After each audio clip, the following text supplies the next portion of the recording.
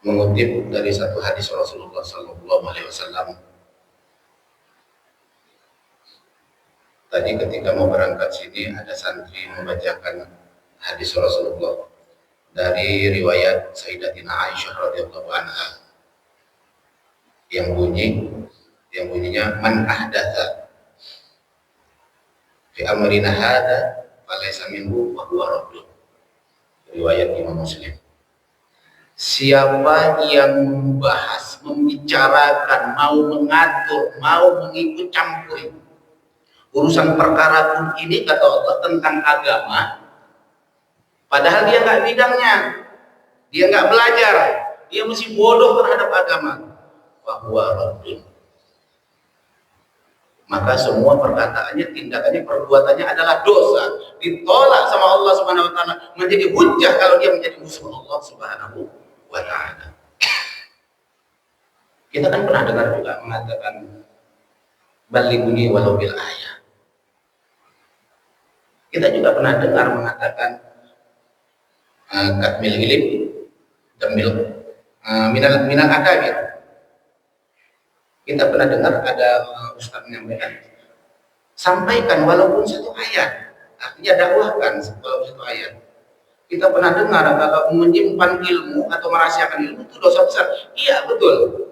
Kalau kita tahu satu ayat itu dengan benar, tahu ilmunya, sampaikan. Kalau nggak tahu, jangan sampaikan. Yang ada nanti yang ada salah. Kalau salah, siapa yang berdosa? Menjadi salah jariah. Masalah itu, kesalahan itu akan menjadi amalan-amalan yang berdosa, dosa kemudian berdosa, dosa kemudian dosa berdosa. Dosa itu akan mengalir kepada si penyebab pertama. Man dalla sayyi'ah falahu ajru sayyi'ah.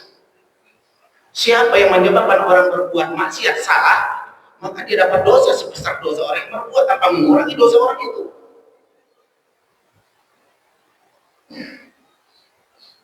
Menyimpan ilmu dosa, iya. Kalau ada ilmunya, kalau nggak ada ilmunya, jangan pura-pura, jangan sok-sok punya ilmu.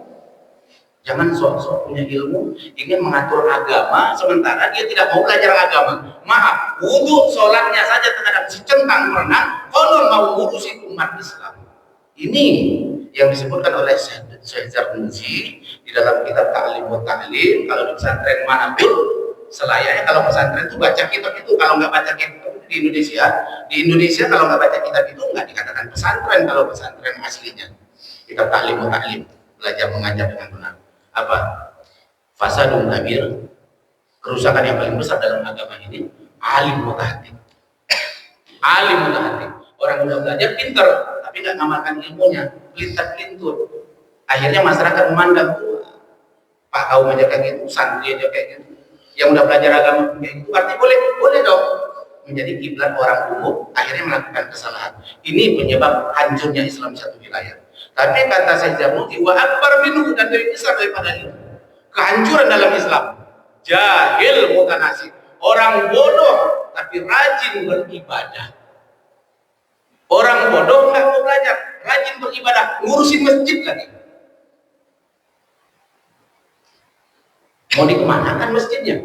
Orang bodoh nggak mau belajar, ngajak dakwah dia. Mau diajak dakwah kemana? Ke jurang neraka. Tapi kalau dia sadar dengan keadaannya, ngurus masjid sambil belajar, dakwah sambil belajar, itu baru. Karena itu Islam mewajibkan belajar itu dari mulai sadar sampai hilang kesadaran. Dari mulai awal dia sadar sampai mati, minal mahdi ilal lahdi, dari mulai buayan sampai lihat. Maksud daripada buayan, dia wajib diajarkan oleh orang tuanya yang berakal. Mesti dalam kandungan orang tua sudah mengajarkan lantunan Al-Quran. Sampai buayan dia berlanjut kepada angkutan ke liang lahat. Di situ mesti diazankan la ilaha illallah. Konon banyak, jujur. Ini waktu singkat ya, singkat. Banyak kita mau ngurusin agama, ngurusin orang, tapi nggak mau belajar. Hati-hati menjadi istidrak dari Allah Subhanahu wa taala. Hati-hati. Kita banyak mau kaya, tapi kekayaan itu kita nggak mau belajar, mau dikemanakan kekayaan itu. Akhirnya kita kekayaan itu menjadi istidroj, menjadi penyebab Allah murka sama kita. Pemberian hanya untuk di dunia, di akhirat dipertanyakan jawabnya, dipertanggungjawabkan. Kemana hartamu, kemana waktumu, kemana kesehatanmu, kemana keluargamu kau gunakan. Begitu juga kita dikasih kesempatan, ya, pengen punya porsi kekuasaan, kedudukan, kemuliaan di dunia, tapi menjadi istidroj. Mulia megang masjid, mulia megang masjid. Sekarang kan bagus nih masjid Al-Muttaqin, Masya Allah, pembangunannya. Masjid Al-Badrin, Masya Allah, 13 juta cuma untuk baliho saja. Apa? Untuk nama 13 juta. Itu kalau masuk ke dunia fikih, hancur itu. Komplek, bikin masjid 2 besar-besar, megah. Tapi kalau tidak dibareng dengan ilmu, tidak ada orang menuntut ilmu di dalamnya, tidak ada guru agama, tidak ada imam, siap-siap BKM-nya, pengurus agamanya akan mendapatkan makna istidroj yang akan dipertanyakan oleh Allah kepada masyarakat. Dulu di komplek kan saya bilang, ini kan kita nggak umum, maaf, ini di luar, dalam. Di komplek saya tawarkan sama Pak Kaum, atau kalau kita bilang Pak Kaum, kenapa saya katakan Pak Kaum?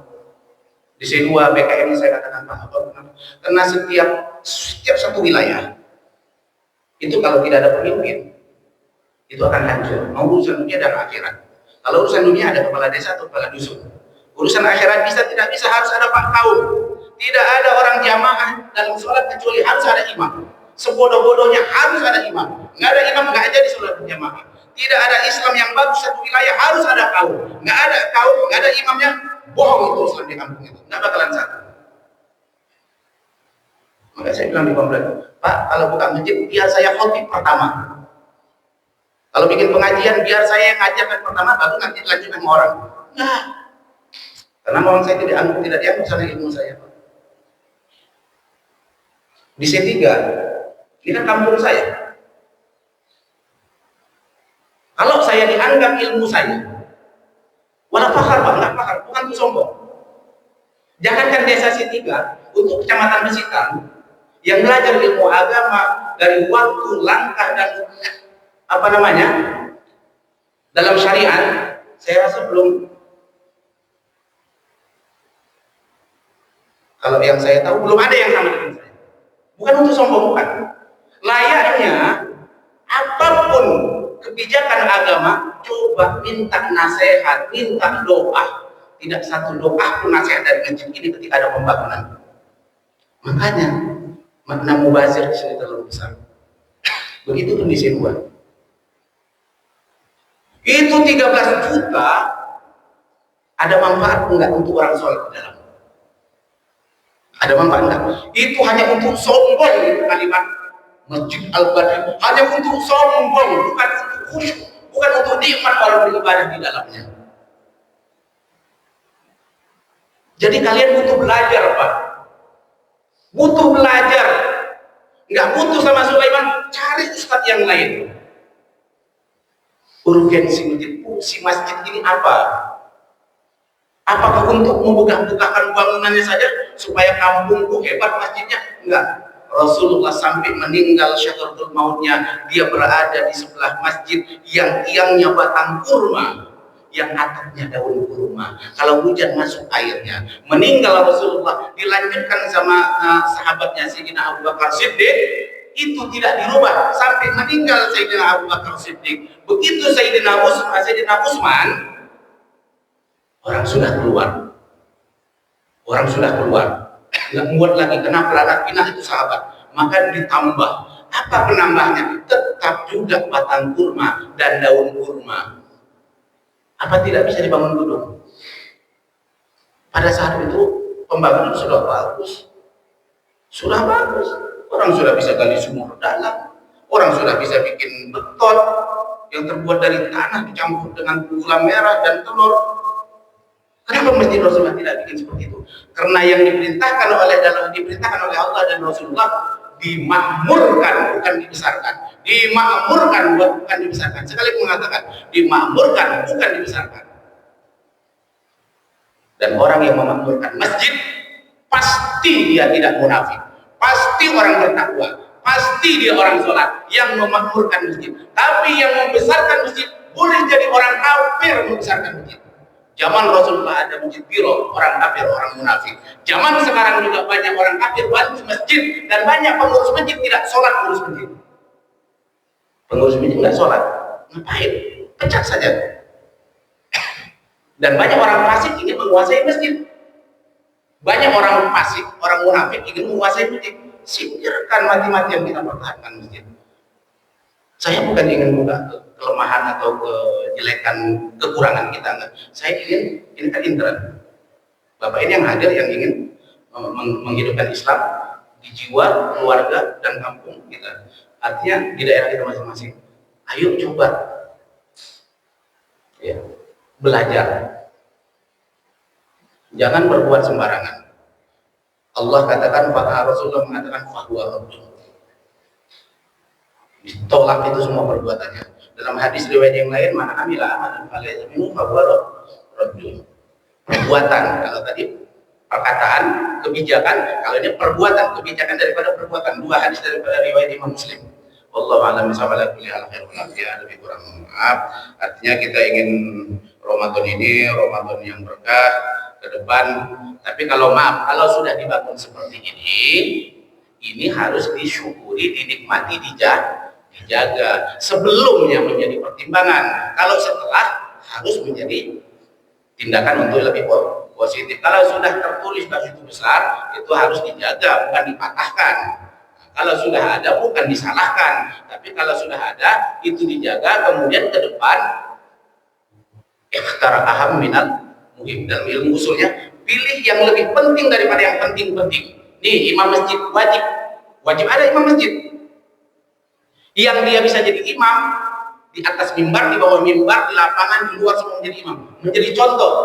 Dia bisa mengajarkan kepada masyarakat. Berapa gajinya? 5 juta, 10 juta, gak ada masalah. Zaman Abbasiyah 250 gram gaji imam masjid, gram emas. Kalau sekarang berarti 250 juta. Zaman Abbasiyah, zaman Umayyah. Sekarang 1 juta pun berapa kali. Tapi kalau membangun ratusan juta bisa. Ini yang penting, sholat yang penting. Ditanya sholat pun bagus, sholat masyarakat bagus. Wallahu a'lam bishawab. Begitupun semuanya, lebih dan kurang saya mohon maaf.